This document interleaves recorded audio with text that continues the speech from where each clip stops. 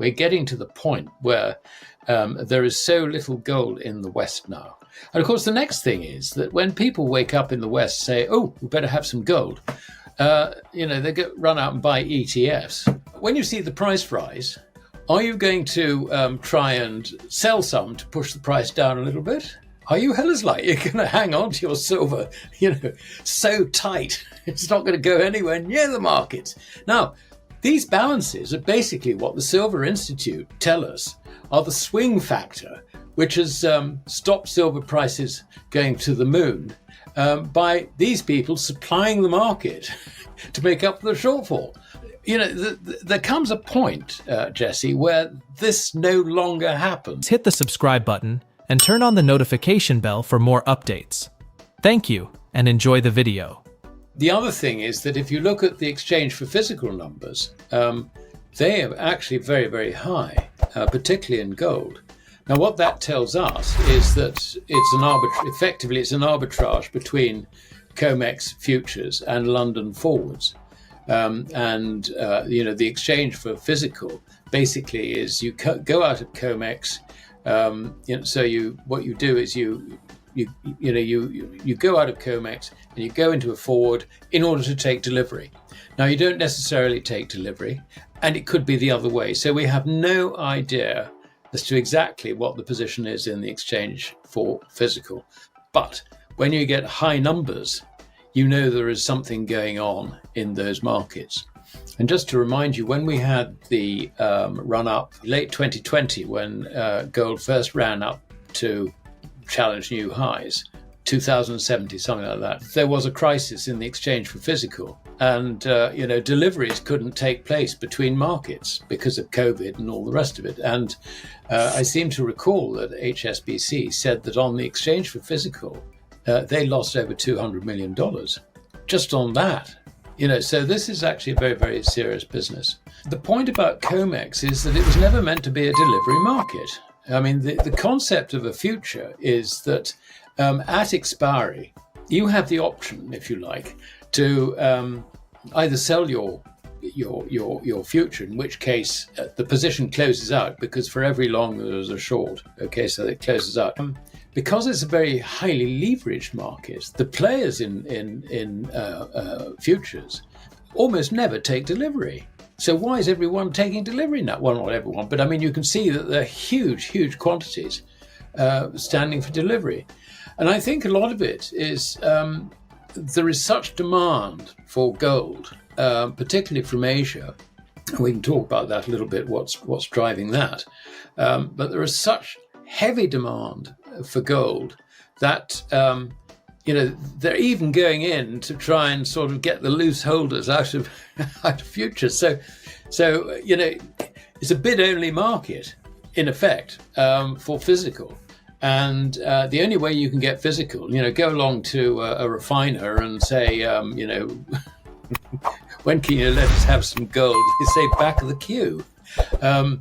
If you go to start dealing in the forward market in London, then you might be able to get some. But the amount of liquidity in the vaulting system, in the LBMA's vaulting system, I guess is extremely low. I mean, it shows that they've got, however many thousand tons, but, in practice, very little of that is really available, if you like, to satisfy market deliveries. And we've got the same situation in COMEX. Again, you've got quantities there which are basically not really available for delivery. I mean, some of them may be registered for delivery, some of them may be eligible for delivery, all that sort of stuff. But, the reality is that the liquidity in these markets, in Western markets, is drying up because of demand from Asia. And it's running into that brick wall. And I think this is why you've got these enormous quantities. I mean, 69 tons of gold is not a trifling amount. I mean, this is very, very serious stuff. This is more than most countries' gold reserves, since stood for delivery on the December contract, on the expiry of the December contract.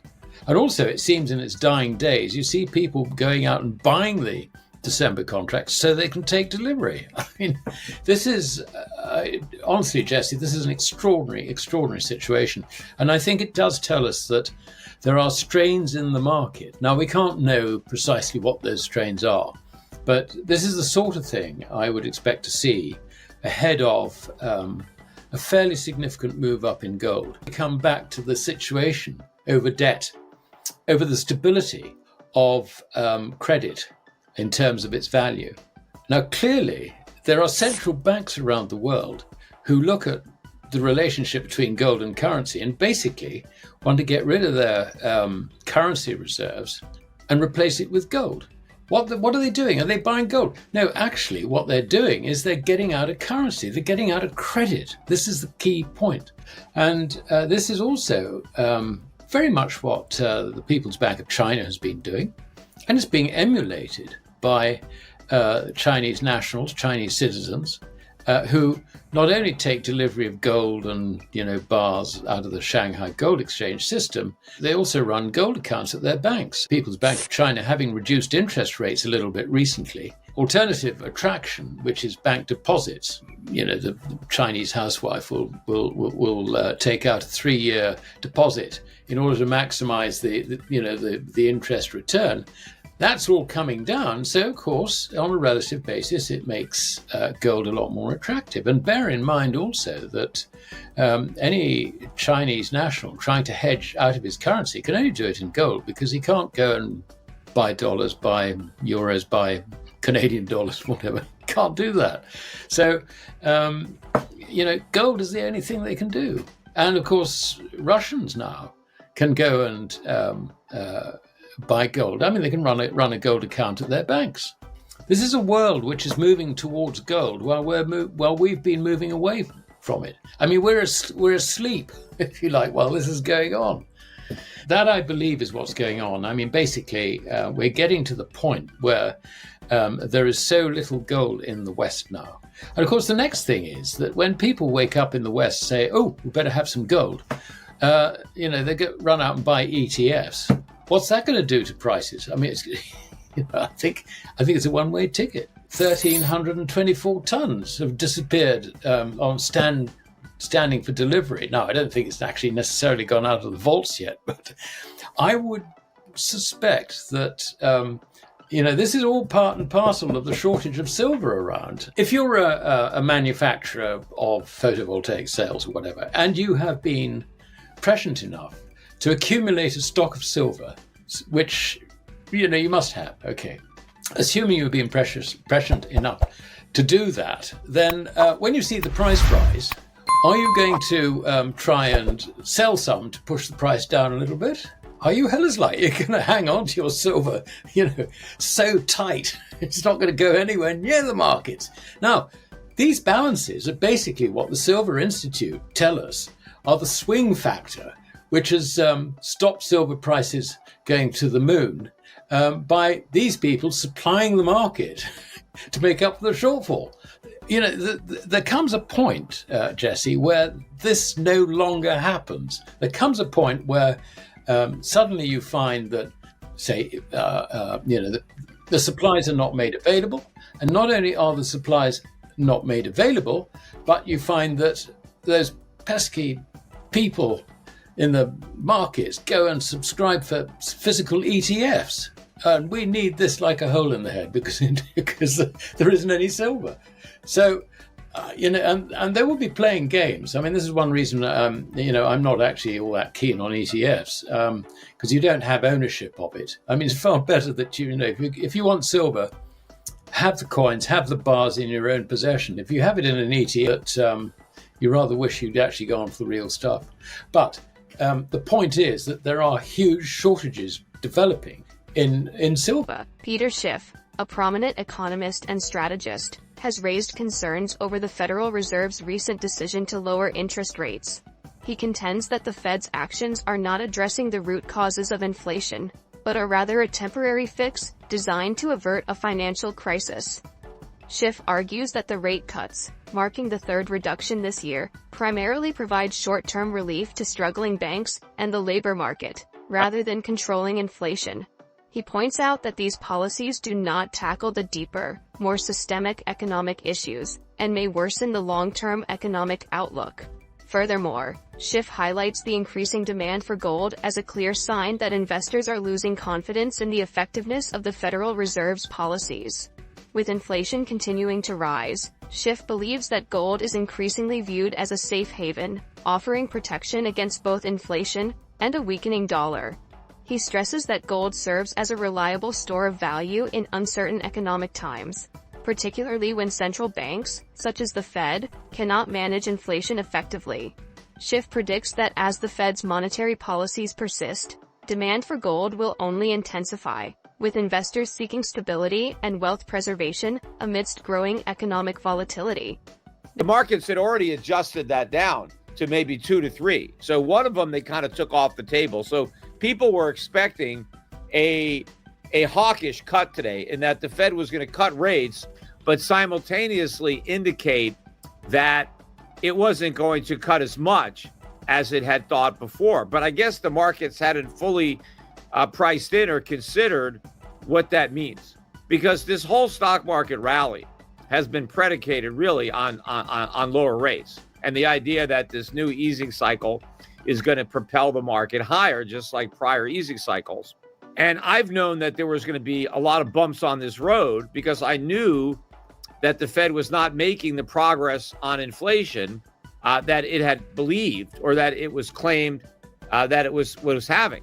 And I think this was reality setting in when Powell talked about how inflation had picked up, how inflation was higher than the Fed had hoped or had anticipated, that it's taking longer to get inflation down to 2%. In fact, he said in the Q&A that he thinks it may take 1 or maybe 2 more years before inflation goes down to 2%.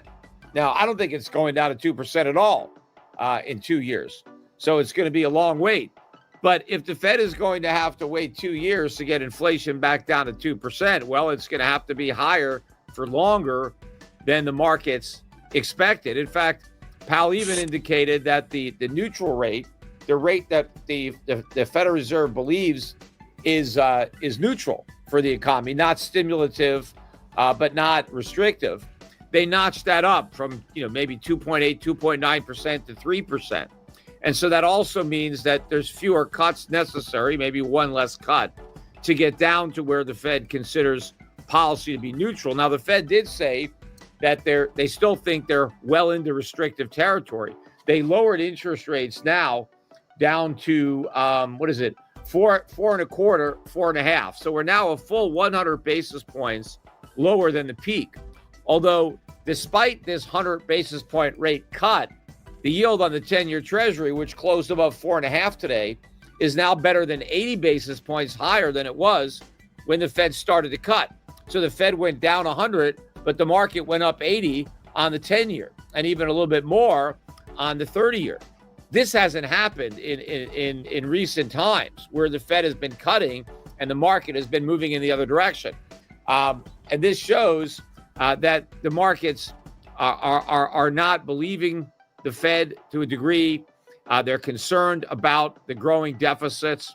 In fact, they have this continuing resolution that is working its way through Congress now to keep the lights on, and that includes $110 billion of new spending in addition to all the other spending, an extra $110 billion. Also, they threw in a raise. I guess that Congress is upset they haven't gotten a raise in the last 10 years, so they slipped a pay hike for themselves into this continuing resolution. But that alone adds another $110 billion to the debt over the next year, in addition to everything else that's adding. They're talking about the DOGE, commission to cut spending. They're already increasing it beyond where it already was. And in fact, the House of Representatives passed this Social Security Fairness Act. Who's going to be against Social Security fairness? But what it does is it increases benefits to civil service workers who are getting less benefits. Now this is going to change that, so they get full benefits. That costs an extra $20 billion a year. Just throw that onto the pile.